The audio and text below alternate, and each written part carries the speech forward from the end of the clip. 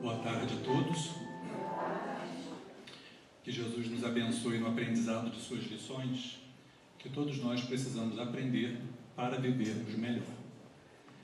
Recebam todos um abraço dos companheiros da Associação Espírita Bezerra de Menezes e vamos então ao tema que nos propomos falar na tarde de hoje: Provas da Riqueza e da Miséria, o item 7 do capítulo 16 do Evangelho segundo o Espiritismo, capítulo esse intitulado Não se pode servir a Deus e a Mamon. E aí nós vamos conversar hoje sobre assim, por que uns são pobres, né, e outros são ricos? Por que eu sou pobre e fulano é rico? Tem salvação para os ricos? Tem salvação para os pobres? É isso que nós vamos ver hoje, nesse tema. Kardec inicia esse capítulo transcrevendo algumas lições do Evangelho de Nosso Senhor Jesus Cristo, que nós vamos passar aqui ligeiramente, que servirá de embasamento ao início do estudo. Uma das lições que ele transcreve é a lição do mancebo rico, que é aquele jovem rico que vai procurar Jesus, querendo saber o que ele precisava fazer para ganhar o reino dos céus. E Jesus lhe orienta que ele cumprisse com os mandamentos da lei. Ele então interroga Jesus que mandamentos seriam esses, e Jesus repete para ele os 10 mandamentos, né? Não roubar, não matar, honrar pai e mãe, e outros. E ele fala então que já observava, né, o cumprimento daqueles mandamentos desde a juventude. E Jesus então fala para ele: se queres ser perfeito, vá, vende tudo o que tens, distribui entre os pobres, vem e segue-me. E narra o evangelista que aquele jovem foi-se embora todo tristonho, porque possuía muitos haveres. Outra lição, intitulada Preservar-se da Avareza, é aquela lição que o evangelista narra que um homem vai procurar Jesus, pedindo que Jesus obrigasse o irmão dele a dividir a herança que havia recebido. E Jesus pergunta a ele quem o havia instituído como juiz para fazer as partilhas dos homens. E recomenda que se preservasse da avareza, e conta a parábola do homem que havia tido uma colheita muito farta e, sem saber o que ia fazer com uma colheita tão grande, decidiu que iria desmanchar os seus celeiros, construir outros maiores, guardar todos os seus bens e falar para a sua alma que ela poderia descansar por longos anos porque possuía muitos haveres. Mas Deus diz: insensato que és, pois esta noite te pedirão a alma. E para quem será tudo o que guardaste? E uma outra lição é a parábola do mau rico, quando Jesus narra que havia um homem muito rico, que se vestia, né, de púrpura e ouro, e havia um pobre chamado Lázaro, que ficava na sua porta, desejando comer as migalhas que caíam de sua mesa, mas ninguém lhe as dava. E os cães vinham lamber suas feridas. Morre Lázaro e morre o homem rico. E Lázaro foi para o seio de Abraão, e o homem rico teve por sepulcro o inferno, segundo a narrativa bíblica. E esse homem pede a Deus que mandasse Lázaro molhar a ponta do dedo na água e refrescar a sua língua, porque ele sofria muito naquelas chamas. E Deus diz que havia um abismo entre eles e que isso não era possível. E ele pede então que Deus mande então Lázaro para visitar seu pai e seus irmãos, para que eles alertasse eles do perigo da avareza, para que eles também não fossem para onde ele estava. E Deus diz que o pai dele e os seus irmãos já tinham Moisés e os profetas, que os seguisse, porque ainda que um morto ressuscitasse, eles não acreditariam nele. E os espíritos então começam a explicação dessas passagens, e tem mais umas duas também, explicando que por algumas palavras de Jesus tomadas ao pé da letra, poderíamos deduzir que a riqueza seria causa de perdição para aquele que a possuísse. essas lições de Jesus tomadas ao pé da letra, poderia se levar a essa conclusão. Mas se assim fosse, Deus que a concede estaria colocando na mão dos seus filhos, daqueles que são ricos, um elemento de perdição, o que não é compatível com a bondade e o amor de Deus pelos seus filhos. A riqueza, então eles vão nos falar que a riqueza realmente é uma prova muito perigosa, porque ela abre porta aos vícios, né? às libertinagens. Ela é um laço mais forte que nos prende à matéria, às ilusões da matéria. Então ela realmente é uma prova mais difícil, né? Porque a gente normalmente, quando a nossa vida está muito bem, está indo tudo muito bem, a gente está com dinheiro no bolso, saúde para dar e vender, como diz a musiquinha que se canta normalmente nas vésperas do Ano Novo, a gente se esquece de Deus. É porque está tudo muito bem. Normalmente a gente se lembra de Deus na hora de pedir. Como eu não estou precisando pedir nada, eu não preciso orar. No geral, é mais ou menos assim que a gente se comporta ainda. A gente só se lembra de Deus na hora de pedir as coisas. Quando eu não estou precisando pedir nada, eu não preciso me lembrar de Deus. Não foi por outro motivo que Jesus nos ensina que é mais fácil o camelo passar pelo fundo da agulha do que um rico entrar no reino dos céus. Porque quando estamos muito bem, obrigado, achamos que não precisamos de Deus e costumamos nos esquecer. Isso acontece no geral da humanidade. Temos as exceções, graças a Deus, daqueles que se lembram de Deus, mesmo diante das facilidades da vida. Então eles vão nos falar que a riqueza é uma prova mais perigosa do que a miséria. Porque quando a gente está passando por uma limitação qualquer, a gente se lembra de Deus para pedir, né? Se eu estou com a saúde perfeita, está tudo bem, eu me esqueço de Deus, basta uma dorzinha de dente, opa, eu vou orar a Deus para pedir ajuda aqui porque eu estou com dor. Isso é um comportamento ainda muito comum para nós. E, por outra, os Espíritos mesmo vão nos falar em outro momento do Evangelho, eu não sei se no Evangelho ou no Livro dos Espíritos, que se apresente um rico debochado, perdido de corpo e alma, e todas as portas se lhe abrem. Né? Nós aplaudimos, achamos bonito, fulano é tão competente, né? Enriqueceu, não importa que ele tenha enriquecido dando tombo nos outros. Enriqueceu, é inteligentíssimo, um homem esperto, uma mulher esperta, subiu na vida. Apareça um pobre, com as mãos calejadas, honesto e digno, todo mundo lhe olha com um olhar de reserva. Normalmente é esse o padrão nosso de comportamento. Então, por isso, a riqueza é uma prova tão difícil. E enquanto a humanidade aplaudir a riqueza, independente da sua fonte, e olhar com reserva o pobre, os ricos não terão por que mudar o comportamento, nos dizem os Espíritos. Né? Então, quando a gente passar a valorizar a honestidade, né, a simplicidade, a humildade das pessoas, talvez as coisas mudem um pouco mais rápido. Mas, pelo fato da riqueza ser uma prova mais difícil, não significa que se torne impossível fazer bom uso da riqueza e ela ser uma grande alavanca de evolução espiritual para aquele que a possui. Quando Jesus disse para o jovem vender os bens que ele tinha, distribuir entre os pobres e vir segui-lo, Jesus não pretendeu estabelecer como condição única da salvação essa atitude, mas só colocar à mostra que a vontade dele de ganhar o reino dos céus não ia ao ponto de se desprender do reino da terra.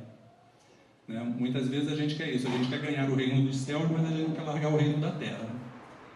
Eu quero continuar aqui com o meu orgulho, com o meu egoísmo, com a minha vaidade, mas eu vou no centro espírita, então meu lugarzinho no céu está garantido. Né? A gente quer isso, a gente quer ganhar os dois reinos.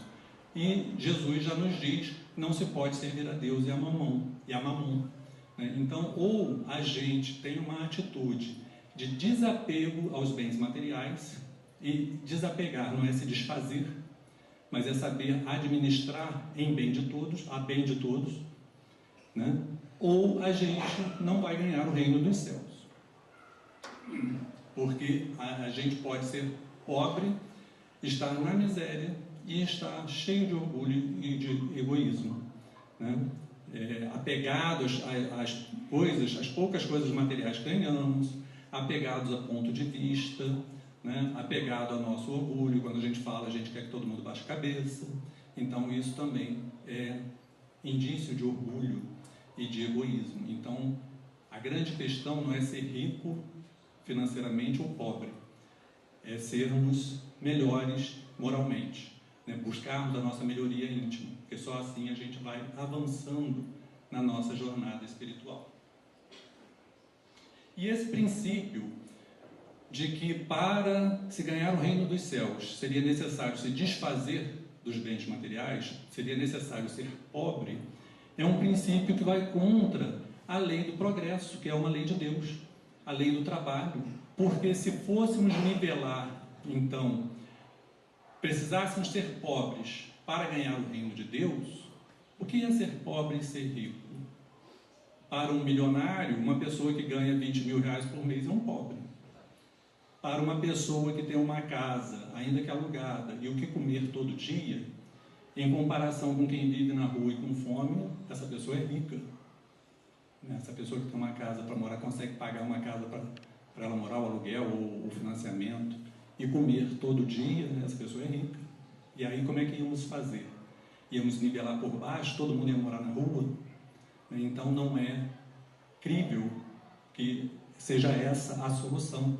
E isso faria com que ninguém buscasse trabalhar. Para se melhorar, eu vou trabalhar para quê? Se eu posso morar na rua e passar fome? Não é? Então não é por aí. Então é isso que Deus espera de nós. Ele nos submete à lei de evolução para que a gente progrida, para que a gente melhore, inclusive materialmente. Então devemos sim procurar nos melhorar em todos os aspectos da nossa vida, emocionalmente, espiritualmente, buscar a nossa religiosidade, emocionalmente, moralmente e materialmente. Eu vou fazer o melhor ao meu alcance. Eu posso estudar, eu tenho condição de estudar, eu vou estudar para me aperfeiçoar na profissão que eu escolhi. Eu tenho a oportunidade de conseguir um emprego melhor? Ótimo, vou correr atrás, né? Vou procurar, vou buscar me melhorar materialmente para melhorar a minha condição de vida, a condição de vida da minha família, e se Deus o permitir, e o meu senso de fraternidade me permitir, eu vou ajudar a sociedade onde eu vivo da forma como eu puder. Seja distribuindo uma cesta básica, seja ajudando alguém, seja gerando emprego para outra pessoa, eu vou buscar a melhoria social, né, para que todos progridam junto comigo. Essa deve ser a ideia, né, a nossa busca de melhoria em todos os sentidos.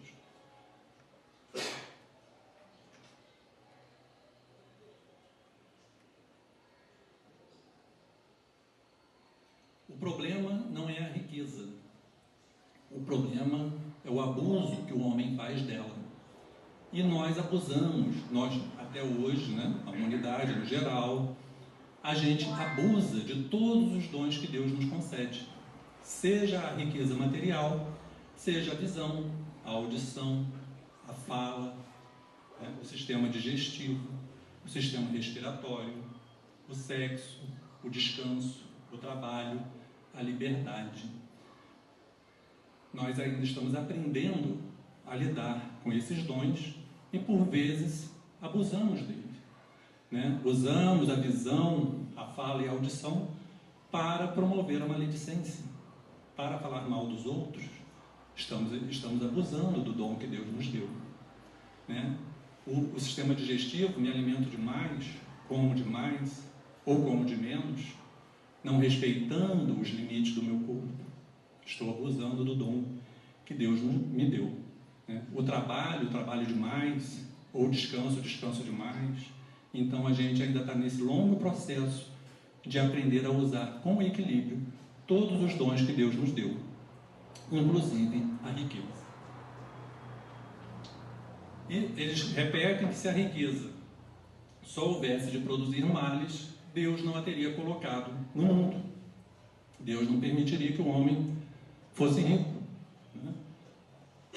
Compete ao homem fazê-la produzir o bem. Então, temos aí na história da humanidade alguns casos conhecidos, e outros certamente existem ignorados, de pessoas ricas que fizeram bom uso da sua riqueza, no sentido de promover o progresso, né, de ajudar as pessoas, de socorrer. E que bom, temos que ir aprendendo com quem faz correto, com quem faz certo. Se não é um elemento direto de progresso moral, é sem contestação poderoso elemento de progresso intelectual. Então, a riqueza, se ela não necessariamente não traz consigo o progresso moral diretamente, ela é um poderoso meio de progresso intelectual, porque a riqueza reunida na mão de alguns permite os grandes avanços da ciência que trazem benefício para toda a sociedade, né? Dizem que os americanos do norte, quando investiram lá milhões de dólares para ir à Lua, disseram que eles foram lá e voltaram com 3 quilos de pedra. Justificou todo aquele investimento? Mas não foi só isso, não foram só os 3 quilos de pedra. Para eles conseguirem ir lá, houve enormes avanços na área da tecnologia que posteriormente foram utilizados na medicina, né? E salvando a vida de milhares de pessoas, miniaturizando os componentes eletrônicos, permitindo uma melhoria em vários campos da vida social. Então, é assim que Deus permite que vá acontecendo. Um homem, às vezes, em busca até da guerra, né, de criar equipamentos mais sofisticados para os soldados e para matar os outros, aproveita-se do estudo feito para esse fim, que não é um fim bom, né, digamos assim, mas a consequência dali é o avanço na área da tecnologia que vai beneficiar a vida social nos mais diversos caminhos. Então a riqueza precisa estar reunida na mão de alguns para que haja a promoção desse progresso intelectual da humanidade.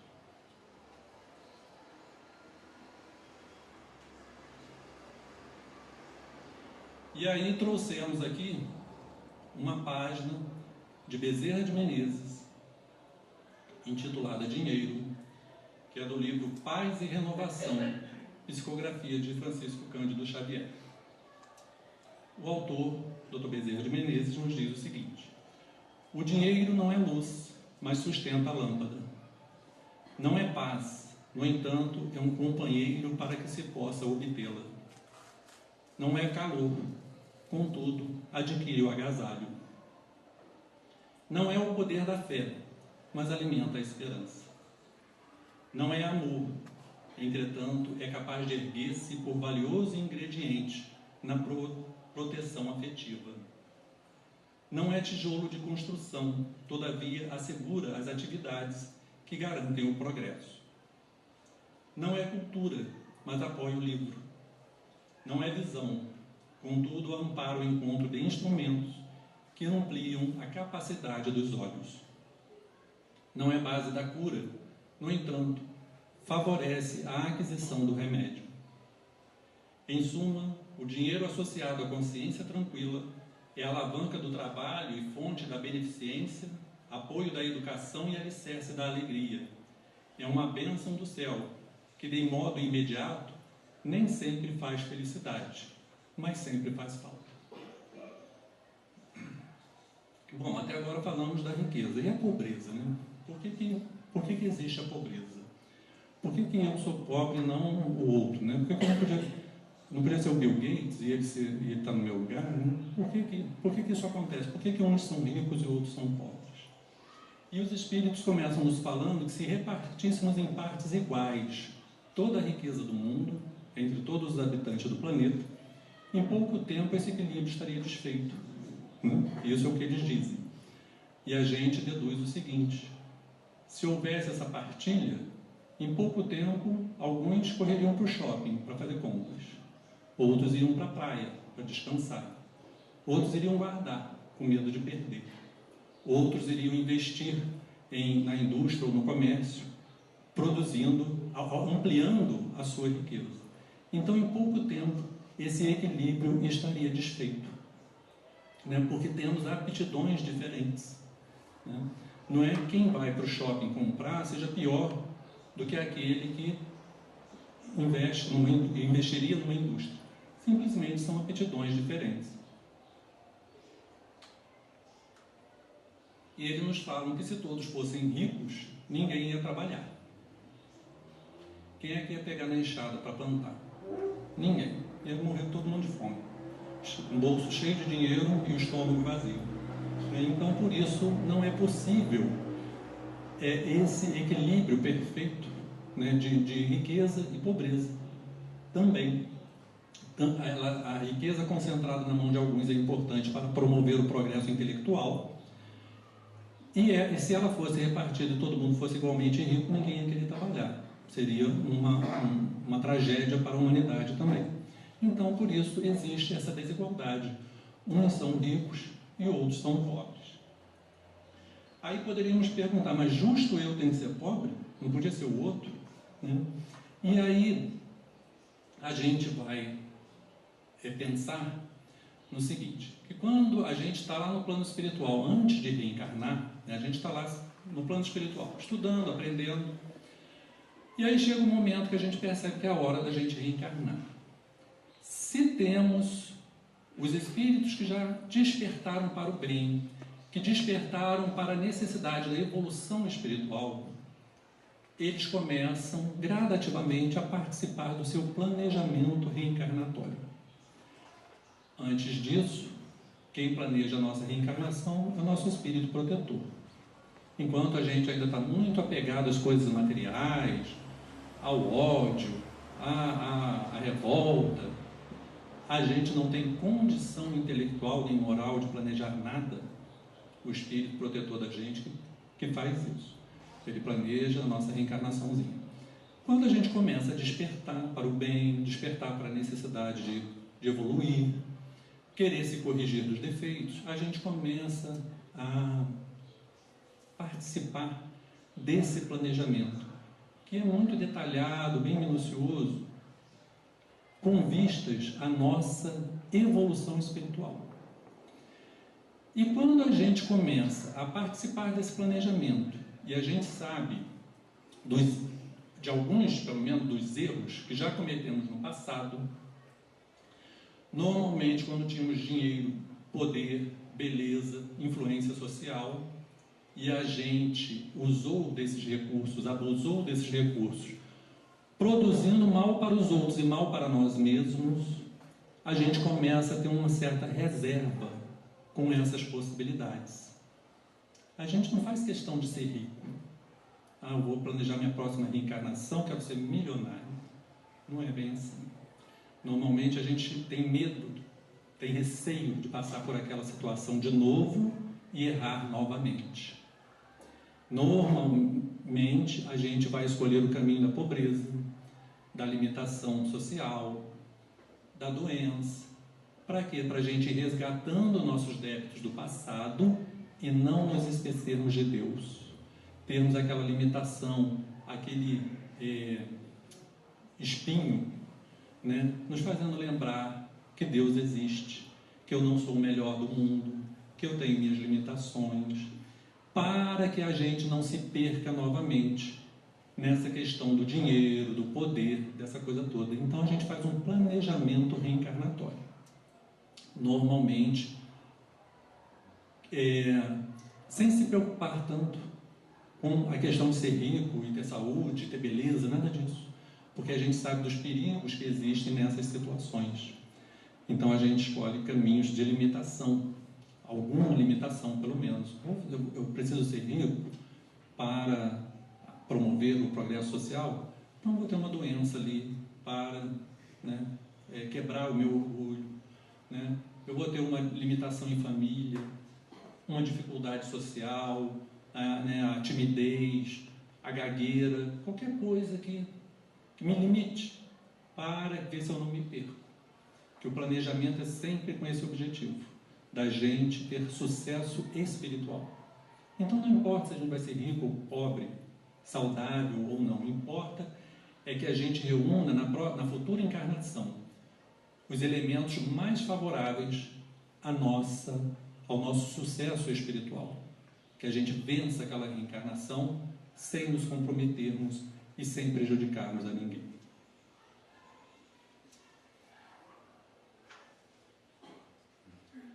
Mas, se temos, né, essa dificuldade, se a riqueza normalmente promove essa dificuldade do avanço espiritual, do sucesso espiritual, para muitos, não é para todos.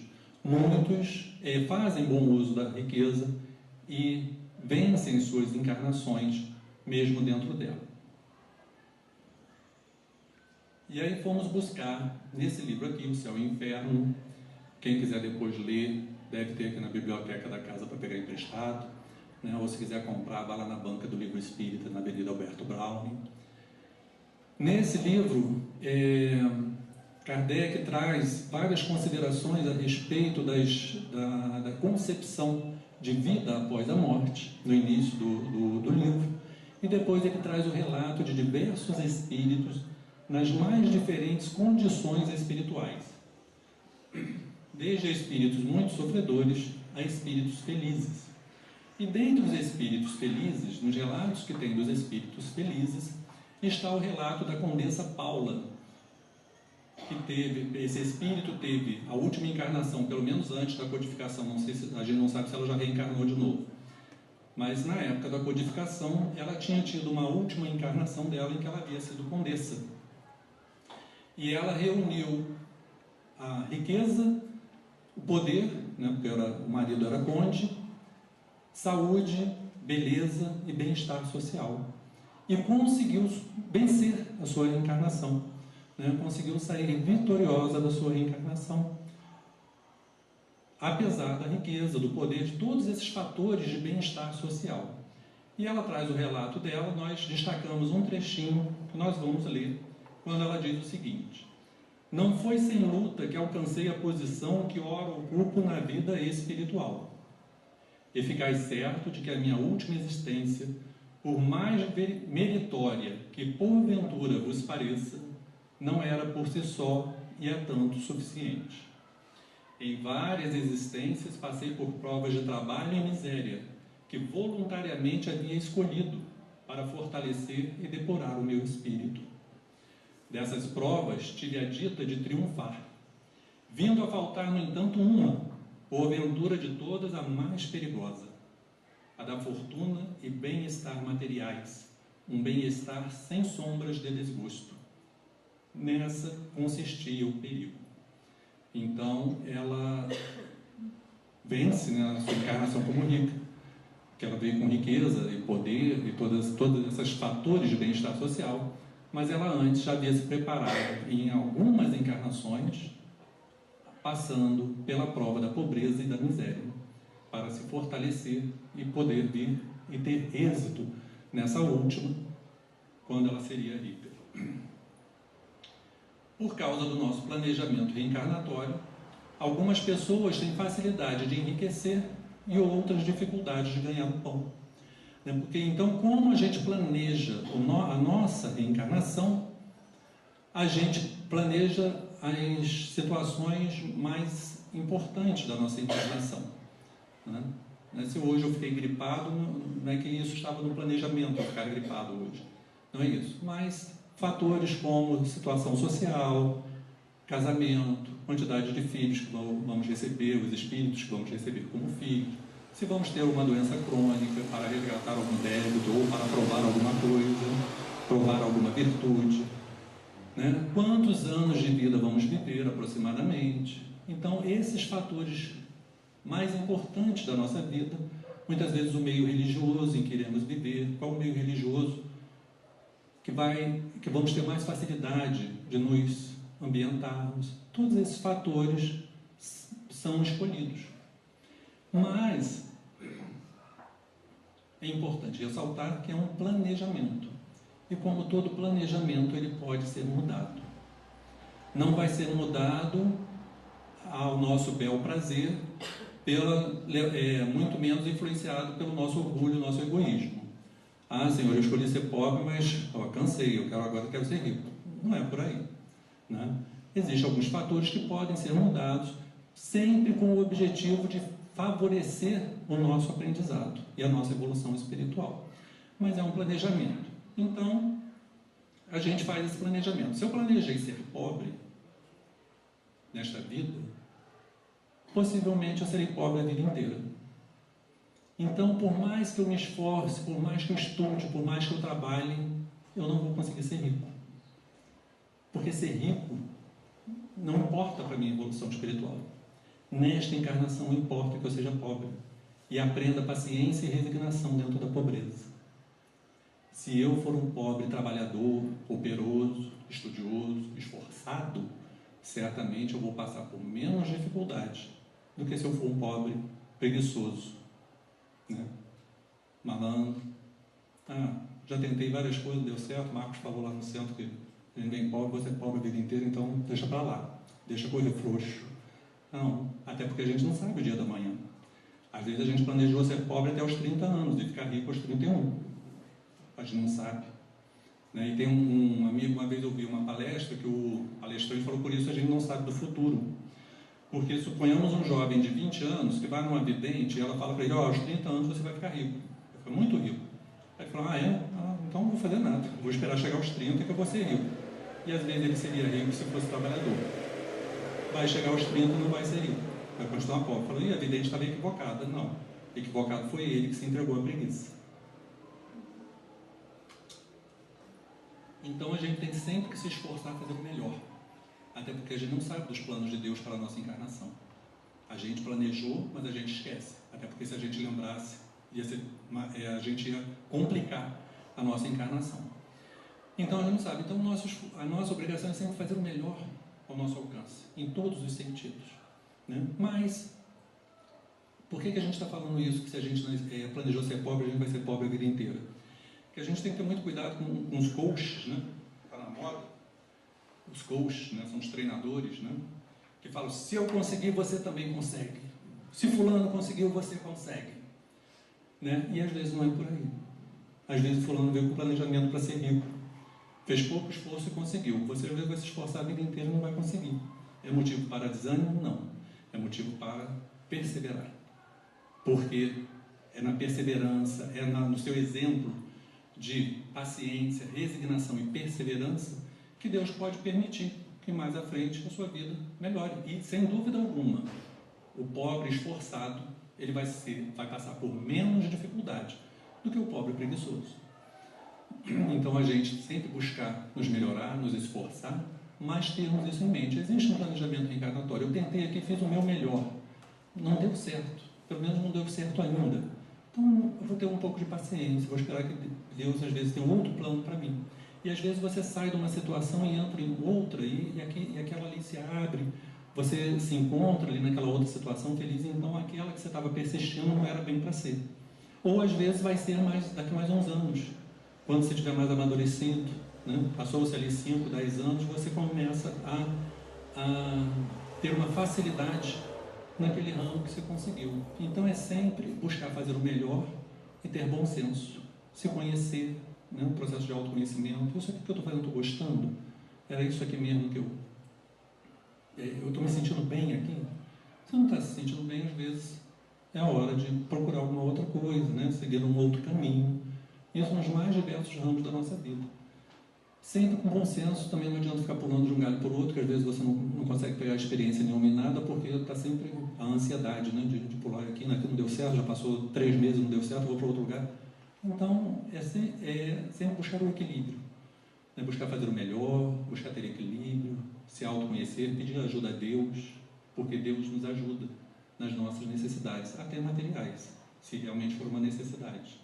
Então, a gente pedir ajuda, pedir orientação, né? Ter essa conexão com a nossa religiosidade, para que a gente consiga fluir na vida sem muitos percalços.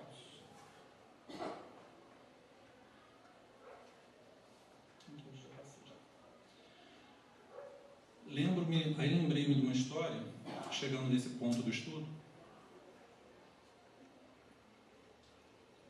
Perdão, antes de falar isso, falar em relação aos coaches, né, aos treinadores. Certamente eles falam isso. Não, se eu conseguir, você consegue. Se fulano conseguir, você consegue. Vai lá, tenta. Porque faz parte do trabalho deles motivar, né, o seu cliente. Então, eles estão dentro do papel deles. Mas, por certo, eles não conhecem planejamento reencarnatório. Então, a gente conhece.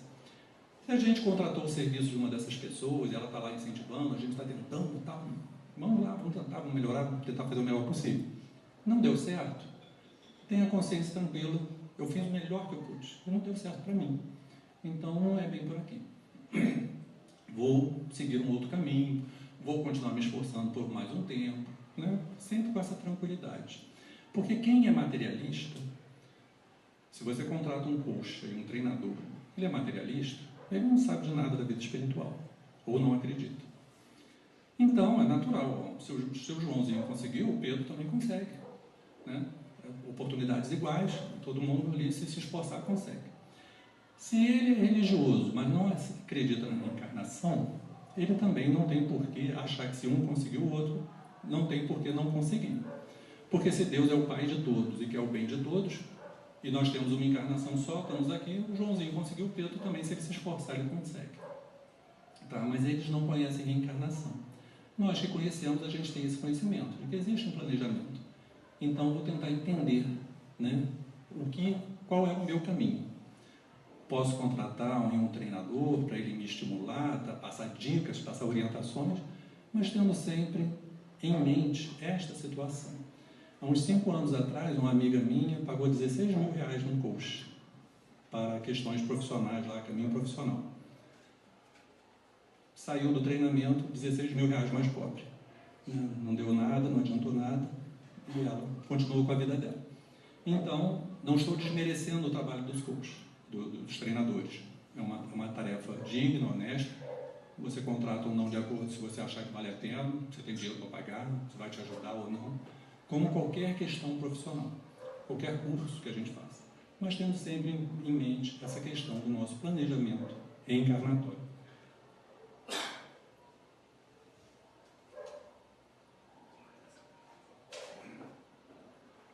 Aí lembrei-me da historinha aí para o pessoal aí da geração moral e cívica, né? Como diz o Sandro Klinge, o pessoal das antigas. Eu não sei se hoje em dia essa historinha é contada nos livros de língua portuguesa das crianças.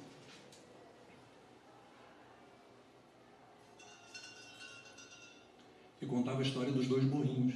Né? Os 2 burrinhos iam pela estrada, cada um com uma carga diferente no lombo, né? Aqueles cestos enormes.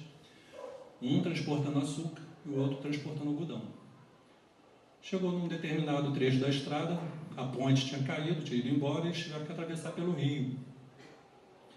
O burrinho que estava com fardo de açúcar entra no rio, a água dissolve o açúcar, os cestos ficam leves e consegue atravessar tranquilamente. Aí o burrinho com o cesto de algodão, olha, bom, se ele conseguiu, eu também consigo. Aí ele entra no rio, a água encharca o algodão, pesa, puxa ele para o fundo, ele morre afogado. Aí surgiu a expressão, foi pensando que morreu um burro. Então a gente trouxe essa historinha só para descontrair, mas é para a gente ter sempre isso em mente. Nem tudo que é para um é para mim. Às vezes ele veio com esse planejamento. Assim como eu tenho, se eu for olhar ao meu redor, eu vou perceber, normalmente eu irei perceber que eu tenho uma vida muito melhor do que muitos irmãos nossos, que estão lutando e às vezes com otimismo, com esperança. Né? Então eu também tenho que ser otimista e esperante. Otimista e esperançoso. Mas sim, sabendo sempre disso, cada um de nós tem um planejamento. Às vezes um vai vir rico, com saúde, sem família. Aí o outro vem rico, com saúde, com família. O outro vem rico, sem saúde, sem família. O outro vem pobre, com saúde e família. O outro vem pobre, sem saúde, com família. E assim vai. Cada um de nós um planejamento. Porque são cursos diferentes. Cada encarnação são cursos diferentes. Essa questão que a gente falou, que quem acredita em Deus, mas não aceita a reencarnação, acha que se um teve a oportunidade, todos têm que ter, todos vão ter oportunidades iguais, realmente todos nós temos oportunidades iguais, não na mesma encarnação. Porque Deus, não seria justo Deus fazer um nascer rico e outro ser pobre, cheio de limitação. E o outro nasce rico, com família estruturada, educação, acesso à religião. Que desigualdade é essa? Essa desigualdade é apenas aparente, é apenas durante aquela encarnação. Mas, na outra encarnação, muda-se os papéis. E aí todos nós vamos tendo oportunidades em todas as situações de vida. De dinheiro, de poder, de saúde, de beleza, de fealdade, de pobreza, de doença, e por aí vai. Então, todos nós, ao longo da nossa existência espiritual, nós vamos tendo oportunidades em todas as formas de se viver, né? Então, é por aí que acontece. Cada um de nós tem o seu caminho, tem a sua jornada. É preciso analisar, conhecer, para que a gente consiga seguir com equilíbrio. Não devemos jamais desanimar de nossas conquistas materiais, mas devemos ter em mente duas coisas. Primeiro, que ser rico não é sinônimo de felicidade.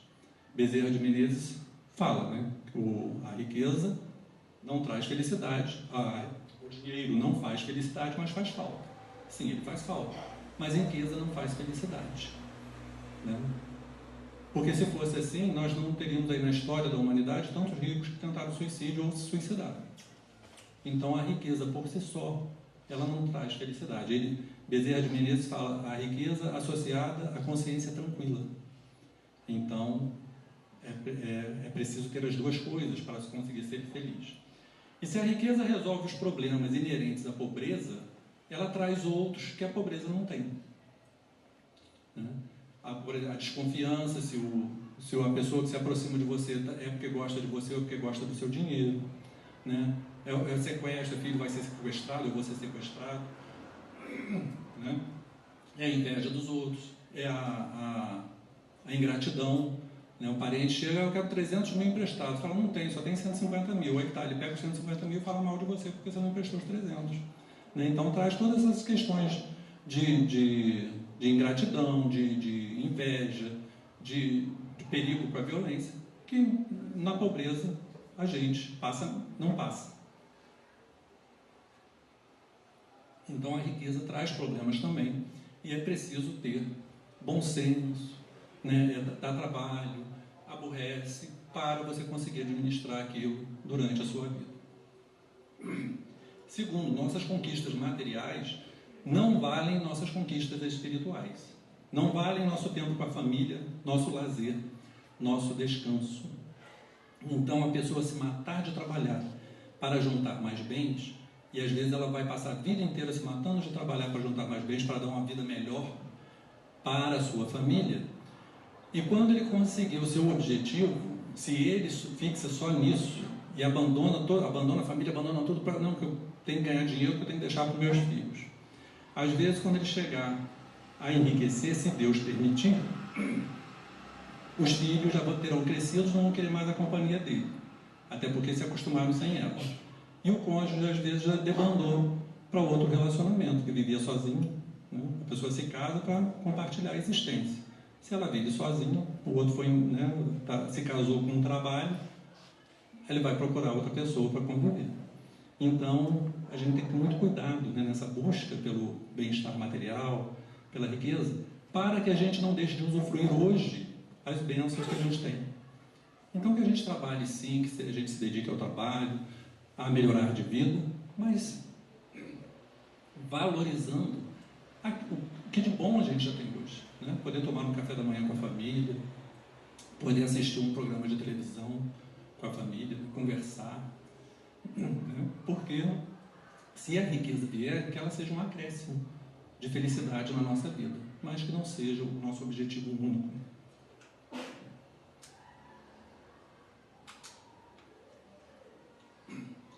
Isso nós falamos, obviamente,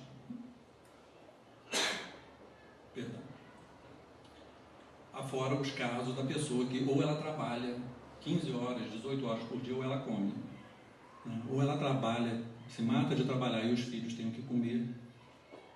Então, nesses casos, é outro caso, né? A pessoa que tem que trabalhar muito para poder botar comida na boca dos filhos é uma situação. E os filhos reconhecem isso. Papai trabalha muito, mamãe trabalha muito, porque senão a gente não come. Então, eles têm esse reconhecimento. Agora, quando a situação não é essa, e a pessoa se interna no trabalho, cria-se um vazio, né, na alma dos filhos, que vai fazer com que aquela família possivelmente não consiga alcançar a felicidade. Uma amiga que faz constelação familiar lá no sul, lá no Paraná, e lá tem muitas famílias ricas. Para quem não sabe, constelação familiar é uma espécie de terapia. Ela disse para a gente uma vez que nada destrói mais as famílias do que a herança. Então, às vezes, a pessoa trabalha e se matar para deixar bem os filhos, deixa todo mundo em guerra um com o outro, é uma desavença só. Como a nossa hora já está nos alcançando, a gente já falou aqui mais ou menos o que tínhamos que falar, nós vamos trazer, como a gente iniciou o estudo, né? Os Espíritos iniciam o estudo, o estudo no Evangelho, falando de que algumas palavras de Jesus, tomadas ao pé da letra, poderiam ser interpretadas como a riqueza ser uma condição de perdição, né, digamos assim, de a pessoa não conseguir ser feliz espiritualmente dentro da riqueza. Nós trouxemos desse livrinho aqui, Pelos Caminhos de Jesus, de Amélia Rodrigues, a lição número 18, intitulada Inesquecível Diálogo, onde ela relata o diálogo de Zaqueu com Jesus. Zaqueu, para quem não lembra, ele era chefe dos cobradores de impostos na época, né, de Jesus. E os cobradores de impostos, eles eram odiados por todos. Os judeus não gostavam deles porque eles cobravam os impostos para entregar para os romanos. Consideravam eles traidores do povo. Os romanos tratavam eles com a mesma, pouco caso, que tratava todos os outros judeus. Não os tratavam melhor pelo fato de serem cobradores de impostos. E aí, então, assim, vivia Zaqueu. E Zaqueu, ele tinha um conflito íntimo se aquela profissão que ele tinha escolhido, se era melhor, se aquilo era certo, se ele não estava realmente atrapalhando a vida do povo. Ele tinha esse conflito íntimo. E ele era um homem bom. Ele gerava empregos para os judeus e pagava bons salários para eles. Eu acho que ele tinha vinhedos, né, e contratava sempre judeus e pagava bons salários a eles. Procurava fazer o bem com o dinheiro que tinha.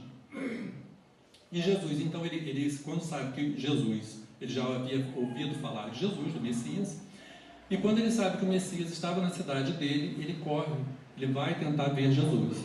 Só que ele era de baixa estatura, e aí ele não conseguia, a multidão já na frente dele, o pessoal sempre com raiva dele, não dava lugar para nada. Ele corre à frente, no caminho que Jesus estava vindo, ele corre à frente e sobe numa árvorezinha, num sicômoro. E Jesus, ao vê-lo, fala com ele: Zaqueu, apressa-te a descer da árvore, porque importa-me que hoje me recebas em tua casa. E ele, sem caber em si de felicidade, desce da árvore, vai para casa preparar a recepção, recebe todos os convidados e tudo. E ao final, já à noite, Jesus tem um diálogo em particular com ele, que nós iremos ler para não perder a beleza da lição.